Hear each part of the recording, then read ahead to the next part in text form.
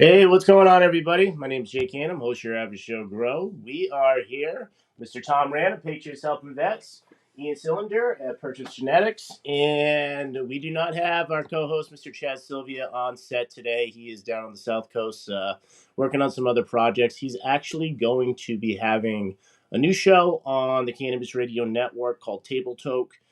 So he's been down there kind of getting ready with the set and all that fun stuff. But today, we have a lot of good stuff to talk about. We've known each other, 3, 4 years now. Usually we met through events, online, all that fun stuff. And you guys have been doing a lot of great work, I got to say. I mean, I know you guys, you're a vet and you've really helped out a ton of people. And you've supplied a ton of free seeds for people. And I mean, kudos for you guys. I mean, tell me your story. How did you get going? How did I get going? How did you get going? Tom, start it up.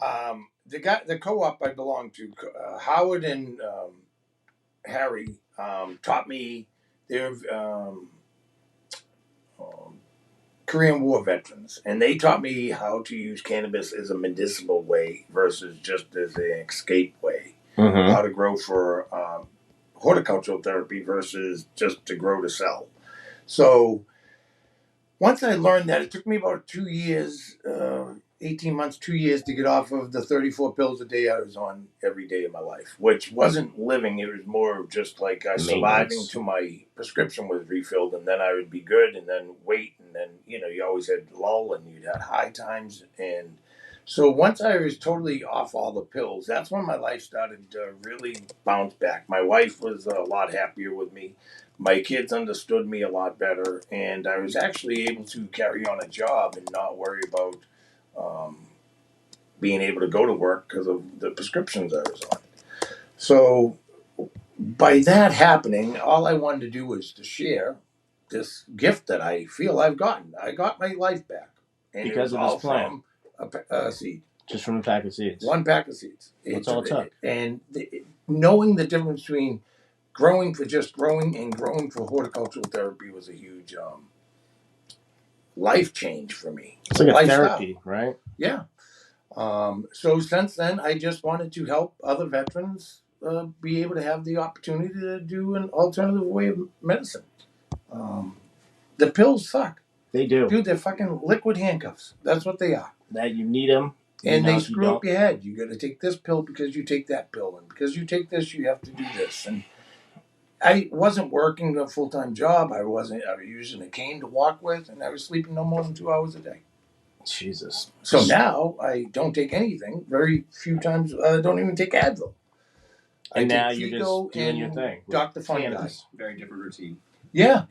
It's a clean routine, though. I mean, before you're relying on pharmaceuticals. And now, because of this plant that we have, that we all enjoy, and it brings you so many different, positive, I mean, not just the growing in general. Don't get me wrong. You grow outside to get weed for the year, whatever it may be. But it's also like a therapy, going to work with the plants. And, just your breeding and all those different things. And then just coming in the grow room and you're seeing them grow. I mean, you always say that at one point you go into the grow room and you're like, you drew overnight. You know that little jump you get? You're like, oh, yeah. You're looking good.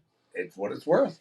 I mean, to a lot of guys that we deal with, because they're a lot of them are on disability and they don't have much in their life outside of the realm they create, that safe spot they create. Mm-hmm. So when you give them a seed and they start having actually a structure like, wow, oh shit, I only have 18 hours to get in there.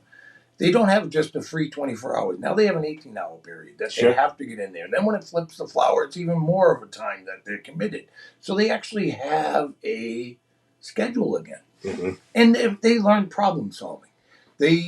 I swear the plant feeds a lot of these veterans just as much as the veterans feed the plants with nutrients. For sure. They give them a thing they care about, and they a way back. And then they'll start posting in groups. I'm sure there's a lot of veterans in your group that have a little problem, and they post because they don't want that medicine to die.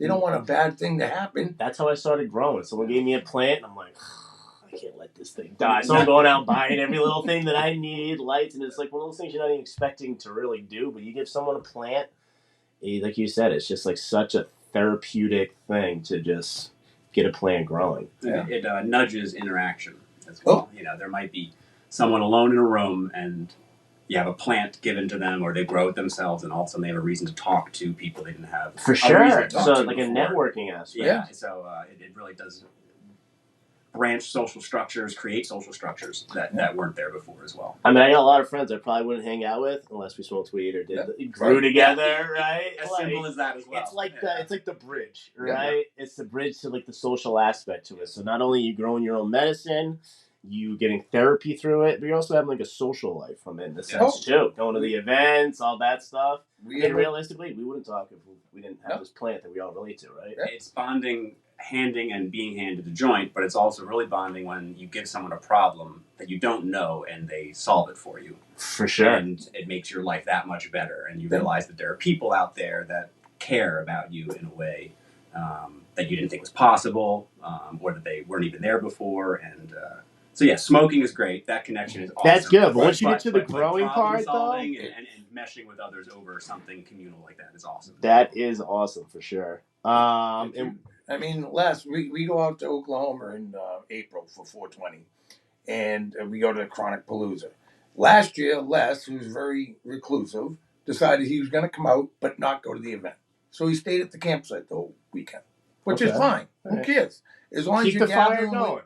Right. Well, a lot of the guys came but never went to the event. They don't want to be around a lot of people, but they wanted to be around like-minded people. Sure. So they stayed. But this year, Les is actually signing up and going to the booth to do a couple of, shifts to promote our mission. Sure. So I think it's just a way back for a lot of people.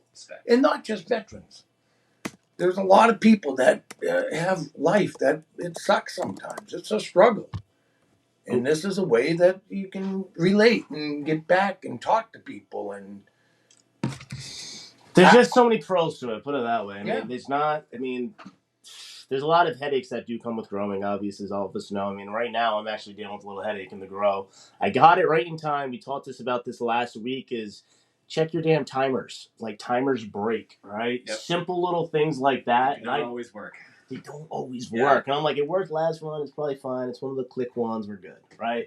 Next thing I know, I walk in my room like, everything looks like it's re-vegging. Probably was. No!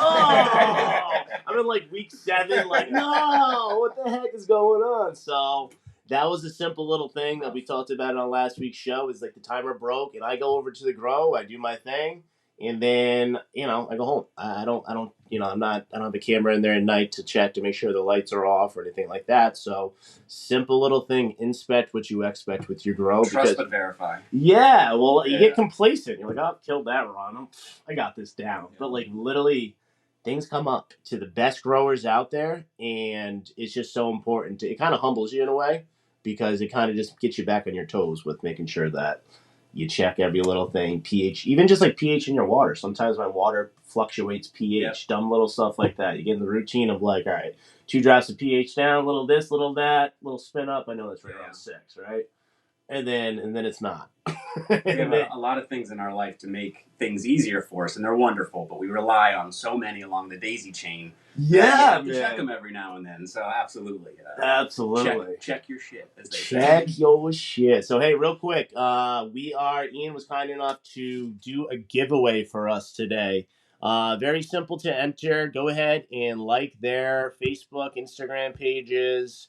Here's a couple of them on the screen. And anybody watching, I do the editing right on the fly. So bear with me sometimes. I'm looking at my computer here, trying to just keep it all together. So give them a like and a share. Feel free to give us one as well, too. Like and share this video. And here are some of the genetics that he has available for today. Like and share their pages. And very simply, guess a number in the comments section, 1 through 10,000. We do this every single week. We're going to go ahead and give 2 of these packs away today. And what we'll do is we'll let the winners choose which strains you guys want. Make it good for you guys. And then we'll continue to get these out and post and all that fun stuff. And I've been watching Ian's stuff for a long time. And I figured, hey, it's time to reach out and see what we can do here together. Because one of the things that Ian specializes in, and I literally know nothing about, I've never done it before, is growing auto strains. They are very popular, especially for your beginner grower. And Ian, why don't you just tell me a little bit how you got growing? How did you get into this industry? What's your story? So when you were 9 years old. saw a picture of a pot plant. I went to my dad's room and he had this bag of weed.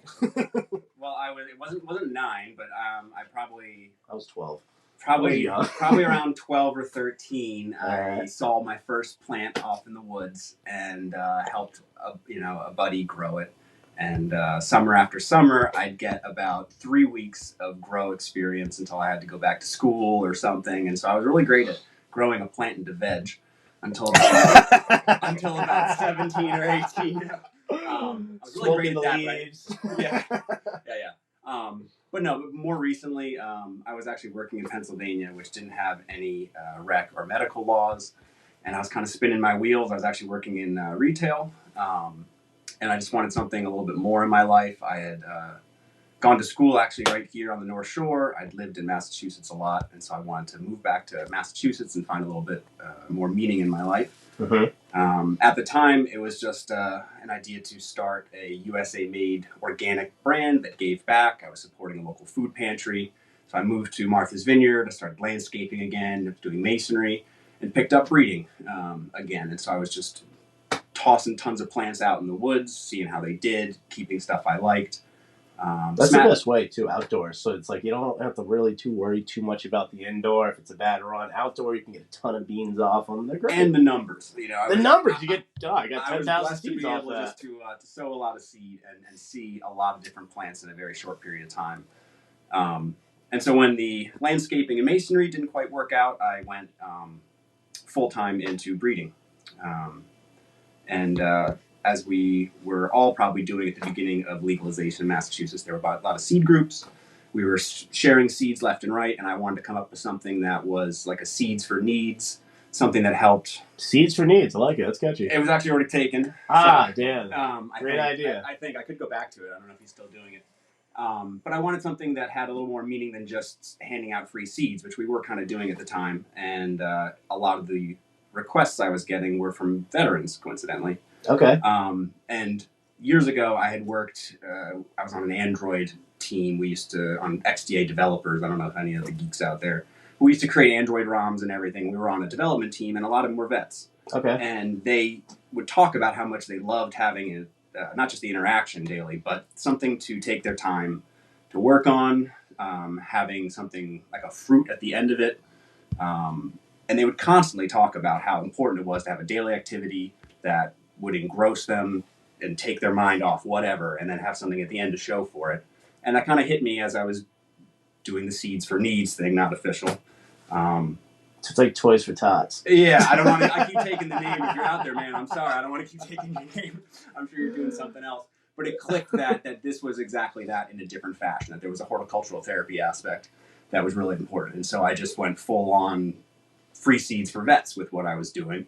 And my Purpose Genetics actually wasn't even formed at the time. I actually formed Seeds for Vets before I had formed Purpose Genetics. I was just making seeds in the bushes, giving them away free to vets, and that wasn't paying any of the bills or any of the shipping. And so I said, hey, I need a seed bank to pay for Seeds for Vets. Actually, Purpose Genetics was formed to pay for Seeds for Vets, actually. That's cool, though. I mean, you got to pay the bills. I mean, at the end of the day, you can only give away so much free stuff, which we're all about. But at the end of the day, any support from you guys, getting his genetics, checking out his website, checking out our website. We're doing a buy one, get one free sale today. They do help towards the cause to be able to do things like this. Very much so. But yeah, and to pay my bills, I will say. It's not. And you got a baby now, too. I got a baby. I can pay for my baby. But yeah, it was just a funny mix where the work didn't work out with the masonry at the time. I had bills to pay. I had a bunch of seeds. I had my cannabis equipment. And I said, I'm just going to go head first into this. And it was crazy for the first year or so, but it's worked out enough. You took the leap. I took the leap. That's where it all starts. A scary leap, too. A crazy, scary Especially when you're broke. You're like, oh, no, this better work. I got to get this. I had like $500 and enough to buy extra lights and a tent. And some upstairs. And said that's just enough. And so I went in for it. But I'm glad I did. And then as I started going through the process of handing out seeds to vets, I met Tom in a Facebook group. I think actually it was concerning getting a trip to one of the like not Harvest Cup, but maybe one of them. I said, I don't know how to get there. I'm on the island. Right. And he's like, hey, I got a boat. I'll pick you up off the South Shore. one of these times. And that's how you guys met, just right online? Well, online. He didn't pick me up, but I was ready to actually take him up on the offer. That is funny. So yeah. I'm like, you know what? He's a good guy. He offered me a trip. That's nice. You need some water? Yes. All right, I'm telling Jack to bring some down. If you want to run up real quick and grab some water, me and Ian will keep this going on. But then actually to segment back to autoflowers. Yeah, let's talk about some autos. So that's going to be kind of the top of the conversation here for today. So I've never personally grown an auto my entire life. I've always just done fem seeds, regulars, clones, whatever it may be. And you got some awesome genetics, like the old school, like good ones too. Like we have a list right here of some of the autos that he has available right here. So like the blueberry, you got the Jack Herrer, Big Bud, Blue Dream, Bruce Banner, Cookies and Cream, and many more too. You got a lot more right on purposegenetics.com. Yep, purposegenetics.com. Yep. And so tell us about it. So how did you get into breeding autos? Well, the stuff on the site is a mix of in-house and seed bank stuff. So I'll say that right off the bat. I have a lot of stuff from seed banks. So a lot of the autoflowers up there currently are from seed banks. But every probably 2 or 3 runs, I will do a couple auto runs. Mm-hmm. I've been focusing on photo period for the last couple of years. Is there a reason that you like the photos? Stability? Not this. More to build kind of the genetic cabinet. When you run with autos, you can do a lot more quickly, but you don't have as much locked in for as long of a period of time, I feel. So if I work a long time on a really solid, stable set of genetics for my photo periods, it gives me an awesome base that I can breed with and breed to for quite a while. Most of the time, if you do that with an autoflower, you'll have something very stable, but you'll be breeding probably something unstable into it. And so not that work isn't...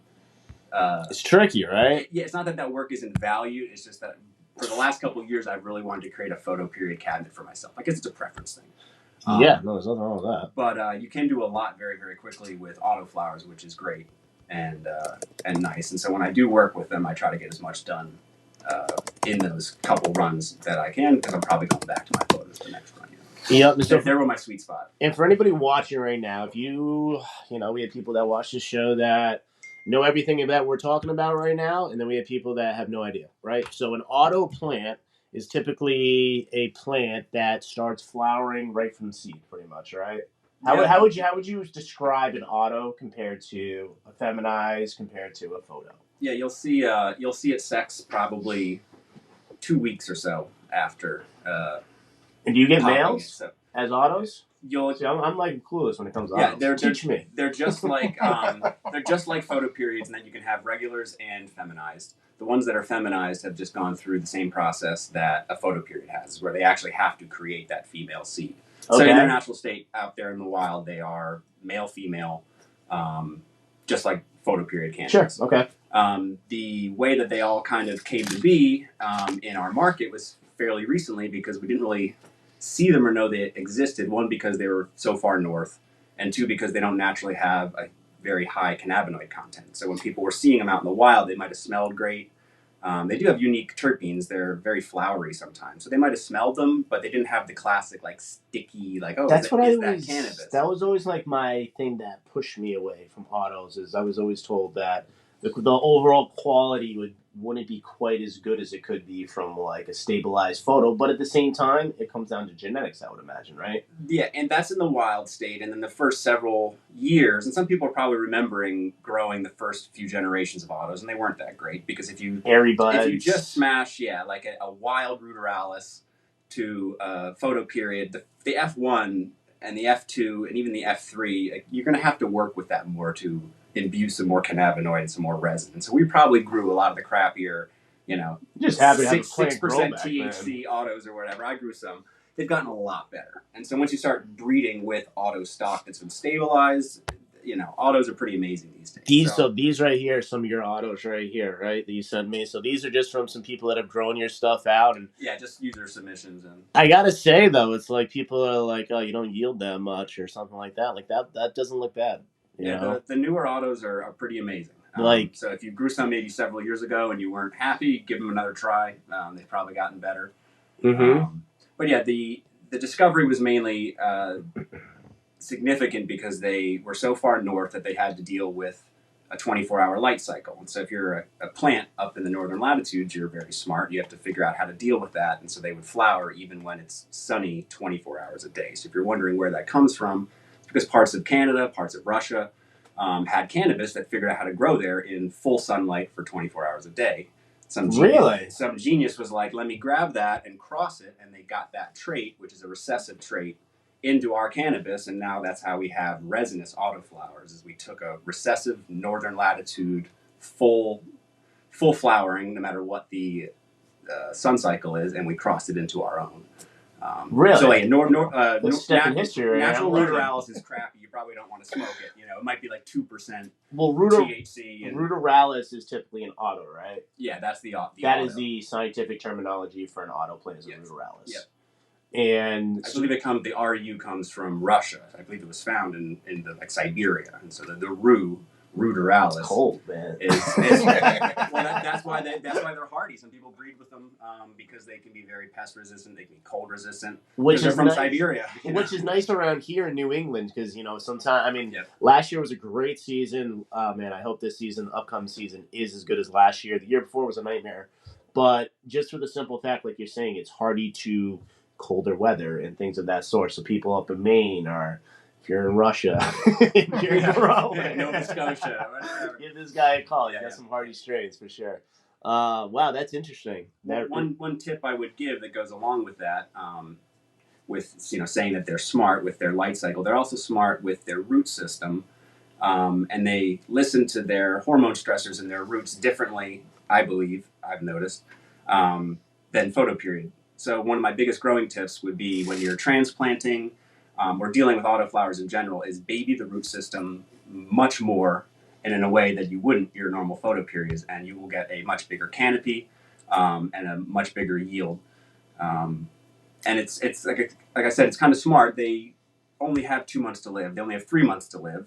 And so if their roots hit the outside of a container, it sends signals to the top of the plant saying, hey, you've only got this much space, start flowering. And so you can actually force an auto to flower inadvertently because you have like a solo cup or a 1 gallon, whatever. Solo cup. The root hormone stressors will tell that plant, hey, stop growing, flower now. So you kind of always want to give it interesting. Not unlimited space, but airy, perlite rich.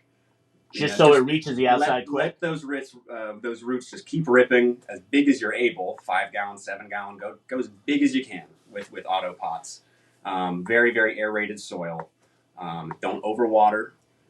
Let it fully soak, fully dry, and even in flower, because like I just in rule of thumb, right, with growing like in veg, I like to let my plants dry out a little bit, right, and then I hit them. And I've noticed it's almost like you want to give them a little bit of stress in veg, but in flower, I typically water every single day for the most part. I feel like I've had points where like if I let the pot dry out too much in flower, I feel like I come in, I see the bud shrunk. In a sense, like I don't know if it's losing. I wouldn't say the point of visible wilt or visible like retraction, not to that point, but like the lift test where you're like, okay, this is dry. So anytime you're visibly, you're right. Yeah, if you see a visible wilting or whatever, you've gone a little bit too far. But yeah, just kind of the lift test, feels dry, give it another soak. But yeah, that's interesting. So basically, an auto plant will start flowering once the roots reach the outside of the pot. That's like the triggering system. It does have a time. I mean, there's a time trigger as well. So, okay. If you had a 1,000-gallon pot, it would still only take 2.5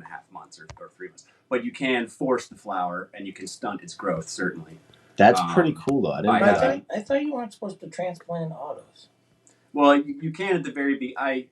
Most people, no matter what you tell them, are going to be doing it in a solo cup. Okay. If you tell somebody, start it in the final pot, either one, they won't do it because it's difficult. It is difficult. Or two, the watering becomes difficult. You can overwater and underwater and stuff like that. So a lot of people do get it in the solo cup and transplant. I just recommend you don't wait till that taproot hits the bottom. You try to gingerly get it out of that cup and into other soil as if nothing's happened. Gotcha. If that taproot is hitting the bottom, you've probably already got some signals going to it. And once you transplant it, it doesn't matter. It's still... I I think that there is. I've noticed. What's Ian's way? He's like, I've grown here's so the many thing. now. Here's the I've grown thing. so Here's many what I now. personally experienced. That if you had two, and one where the taproot hit the bottom, just for like a day or two, and you transplanted it, and then you had one that hadn't, and you transplanted, and that was the only difference. My experience is that one where it hit the bottom will be slightly smaller than the one that hadn't. Whether it's just a couple days of hormones, or I'm not sure what it is, but definitely seen that you really want to baby those roots like there's nothing else with those ops, and you'll be rewarded. But that's the main thing. As long as there's a reward, people are into it, man. People like free stuff. And then you've never grown it. I've never grown an auto. I've grown a ton of autos. I've never finished an auto because when veterans come to life, I just give them an auto because they can take it home and grow it while they're starting their photos. So I'm giving them away 2 weeks before they're finished, just here. And then they take it home, put it underneath their light. They can start their photos, and they have some meds. Yeah, no, that's awesome. And that's one of the things, too, that's great about, the upcoming season right now, too. If you haven't already, highly recommend you start getting your seeds popped pretty soon, your clones cut. Ideally, the way that I do it is I usually get them vegging inside for, a month, get the plants decent size, and get them outside so they're hardy enough to withstand the outside climate. If you do need seeds, if you need clones, if you need basically anything, feel free to reach out to me, Ian, Tom, whatever it may be. We'll be happy to get you set up. We all have a different selection of genetics that are available. We have a lot of clones that are available right now as well, too, with the outdoor season right around the corner. And we're actually going to be doing a grow class. It's going to be on the South Coast. Basically, come in. We're going to get you everything that you need for the season, get your clone. We'll give you a rundown and everything that you need to do to be successful for the season. All your preventative sprays, all your kit and caboodles, and we'll walk you through the entire process. So if you have any interest in that, feel free to reach out to us, comment, whatever it may be. I can almost if you've never grown before, and this doesn't have to just be for people that grow all the time. This can be for grandma. This can be from grandpa. Just you don't want one plant, I can guarantee you will love it. You will have a therapeutic connection to this plant, and once it's almost like an addiction. Once you start growing, give it a shot, man. And it comes. It doesn't matter how old you are. Anybody can do this, and you can do it on different levels that we can kind of customize for you to make it compatible. Where I like to grow big plants outdoors because why not? But sometimes these things are so big, I'm like, I got to move it or whatever it may be. It's like, it's not exactly an easy thing to do. Last year they got pretty big. This was the Jelly Rancher. She was huge. She did awesome, though. And it's like one of those things, though, with bigger plants, you can come into bigger problems, though, too. So with bigger plants, what can happen with that one in particular that you guys just saw, this one right here, is if you don't defoliate a lot of the leaves, and defoliating, if you aren't understanding what that means, that's basically just taking leaves off your plant. What happens with bigger plants is they harbor a lot of the heat and humidity within the core of the plant. So if you don't have a lot of airflow, pick out the leaves. Rule of thumb is be able to walk around a plant and be able to see through it. And that's always what I was always taught, and that's always worked pretty well for me, even if you're getting on top of the plant. Something like this. Like last year, as you see right here, we have some of the netting on there. And the reason for that is as the nodes grow through it, they get heavy. And if you don't want to put up a million little bamboos, which you can do as well too, throw a net over it, and you can use the individual little cubes as like a shelf. You can put it right through there. So once it gets the weight, bends down, it has some support. So little things like that will help you teach you throughout the whole consulting. We do offer consulting from seed to harvest, and Ian, Tom, and these guys know what the hell they're doing for sure too. So if anybody is first just tuning in right now, Ian is kind enough to do a giveaway today. Very simple to enter. Like and share their pages. Like this post.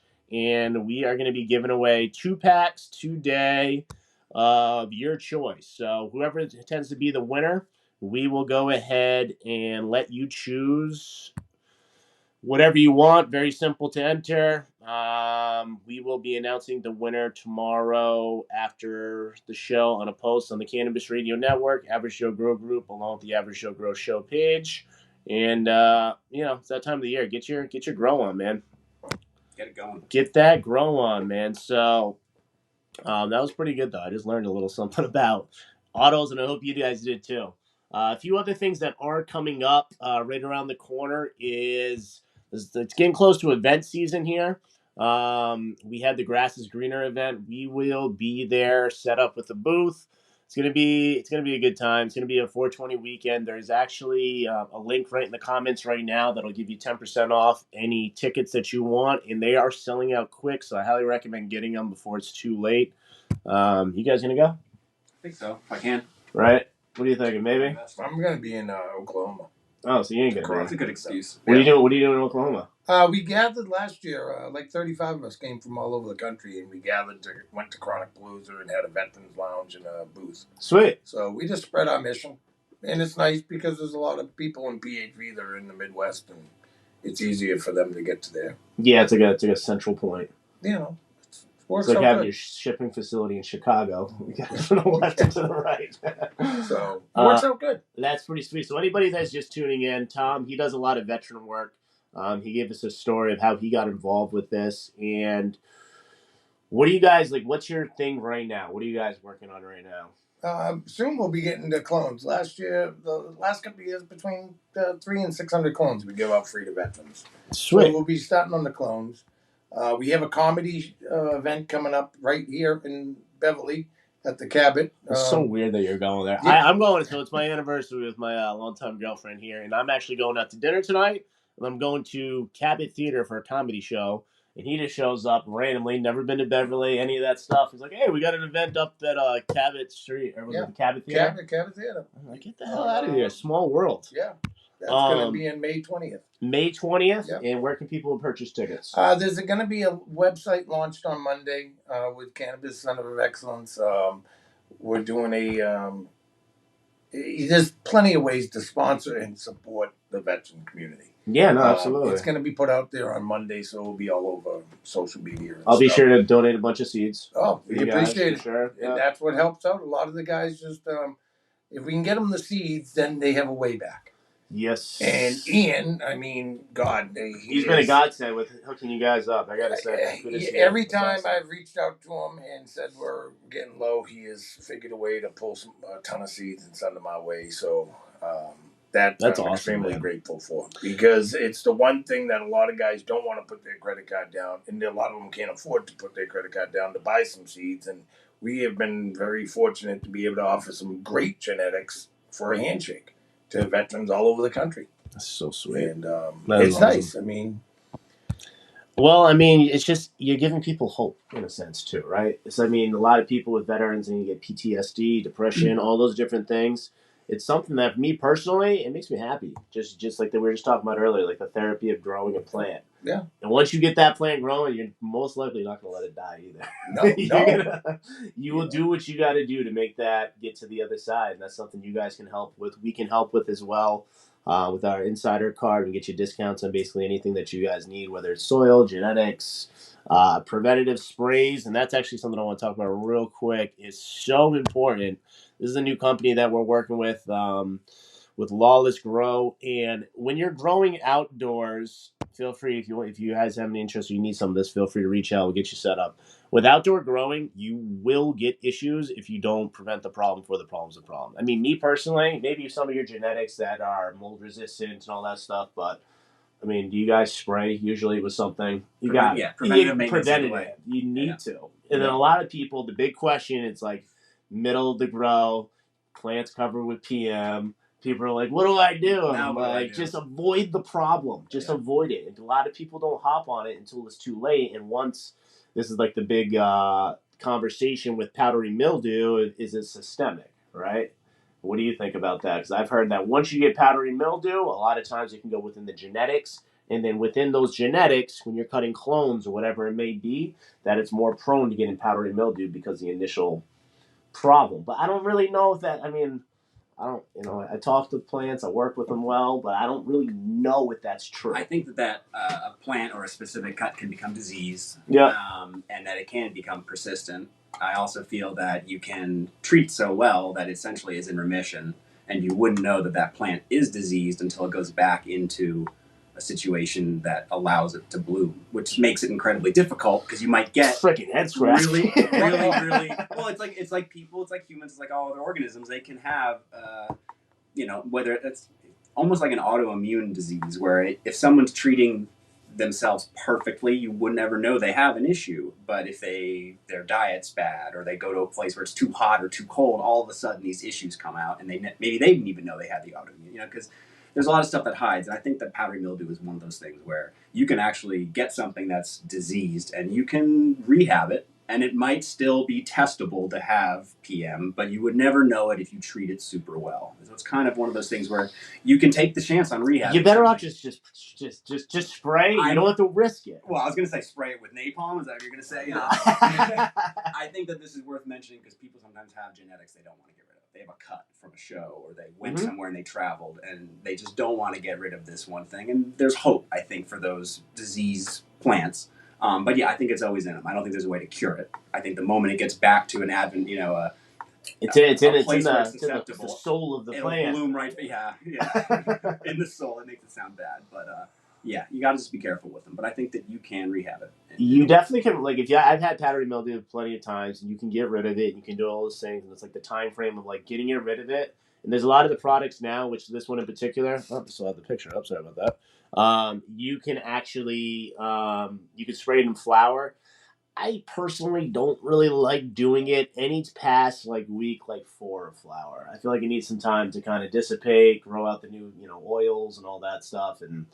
But you can. They say you can actually spray this up until flour. And what happens is a lot of times is you spray, you get rid of it.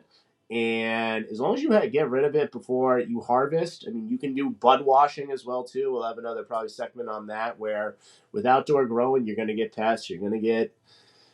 We're just talking about powdery mildew. You can prevent a lot of those things. And if you do have powdery mildew, there's options you can do. If you like a bud wash, you've done that before, I'm assuming, right? But nobody really wants to do that at the end. I mean, if you have to, you can. But I don't know. Prevent the problem for the problem's a problem is ideally a good thing to do. So a couple other things that I want to talk about here on today's show. Ian actually brought some of this is the Cindy cake right here. Boom, this is Cindy cake. And then also this month, we have a great strain. This one, take a whiff. Looks good. Yeah, it's pretty. That is I believe it's the White Runs. That's our jar of the month this month. Feel free to reach out to us if you want to get involved. That's basically our tester program. You test this cannabis out. We send you a product information sheet on the product along with a survey for you to rate the product. A little blip at the end if you want to write a review on it. We can then gather that information, and that's valuable information for dispensaries that are in your area to figure out which strains people really want. This is what we got going on with it.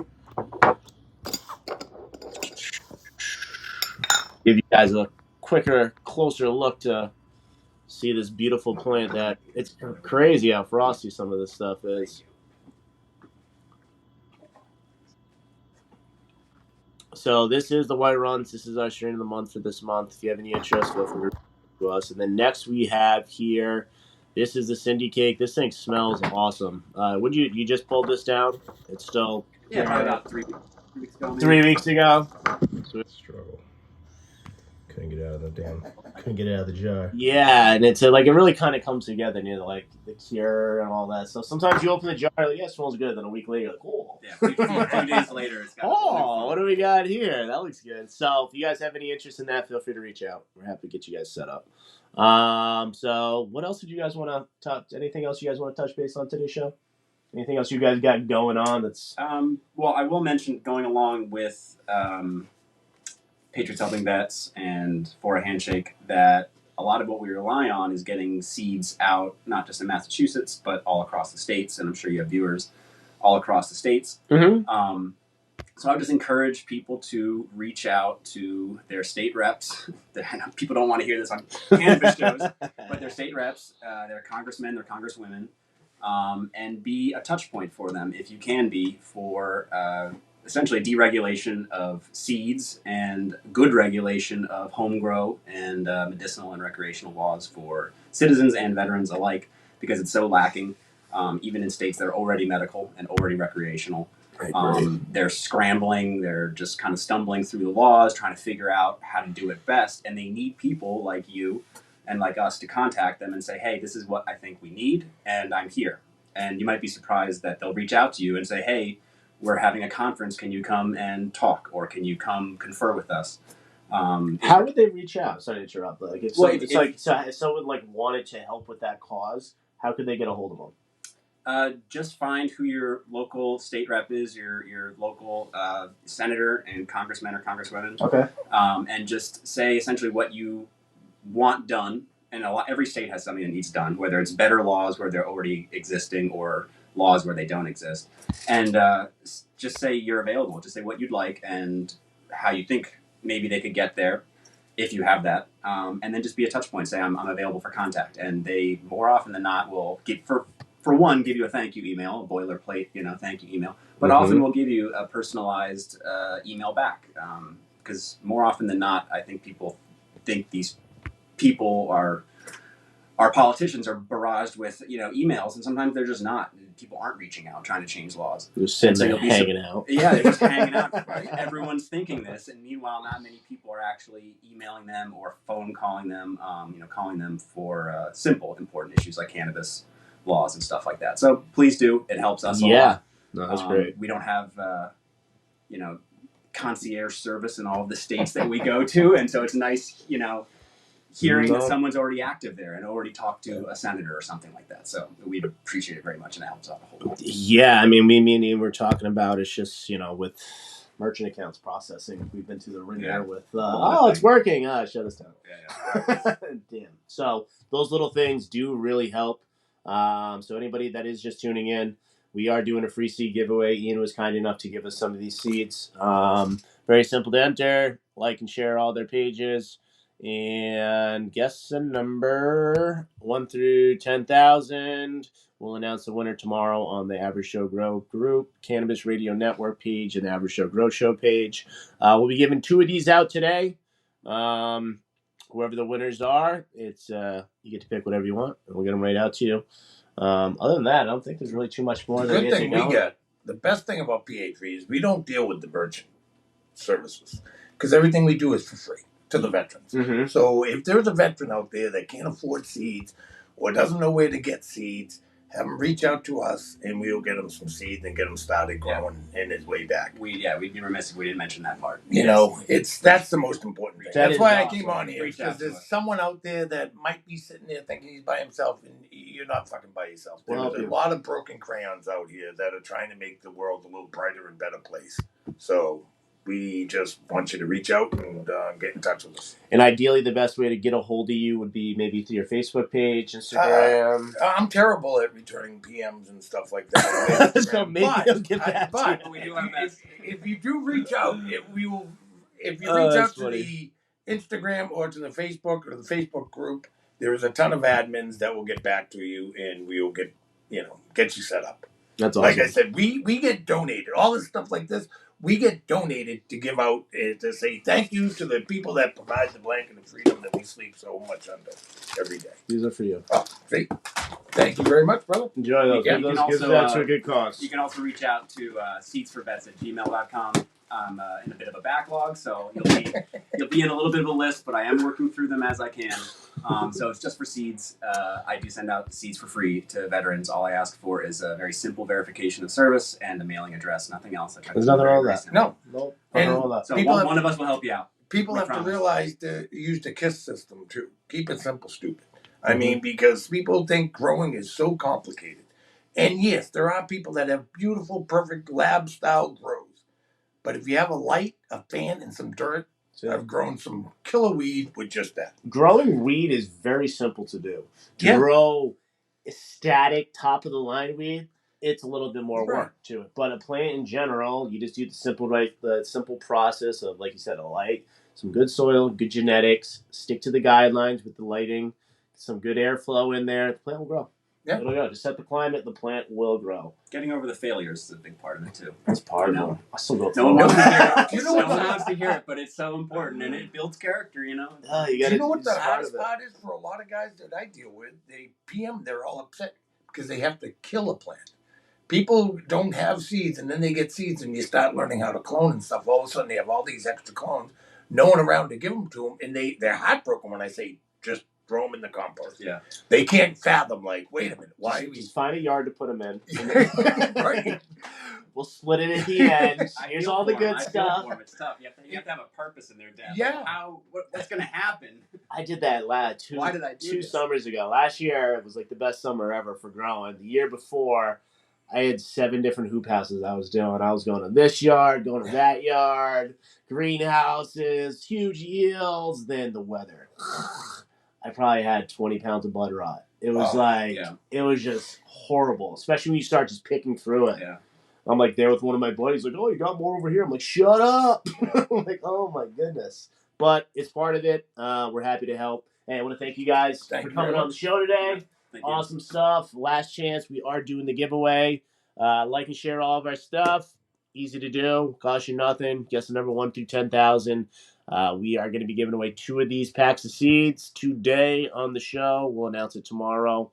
Other than that, my name is Jake Ganem, host your Average Joe Grow Show here on the Cannabis Radio Network, and I want to wish everybody a wonderful rest of their night, and we'll see you here next Wednesday at 7 o'clock here on the Cannabis Radio Network. Have a great night.